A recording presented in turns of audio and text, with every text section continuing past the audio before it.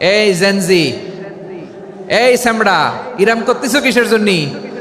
হ্যাঁ, ইরাম করলে চলবি? হ্যাঁ, বস বস বস বস।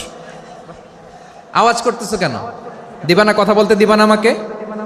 তো এইটা বুঝি তোমাদের ভালোবাসার নমুনা? তোমাদের ভালোবাসার কারণে যদি আমি কোথাও দাঁড়াতেই না পারি, কোথাও বসতে না পারি, কোথাও দুটা কথা বলতে না পারি, এই ভালোবাসা দিয়ে কি হবে আমার? বরং ঘামতে ঘামতে ঘর্মাক্ত হব, রক্তাক্ত হব, কিন্তু সেন্ট্রাল থেকে সেন্ট্রালি যে ইনস্ট্রাকশন আসবে, সেই ইনস্ট্রাকশনের এক চুল আমরা ডানে বায়ে যাব না। এইটা গণজাগরণের জন্য এইটা দরকার, ইসলামী বিপ্লবের জন্য এইটা দরকার। তো আধা ঘন্টা ধরে যদি তোমাদেরকে থামানোই না যায়, এই লস্কর দিয়ে আমি কি করব?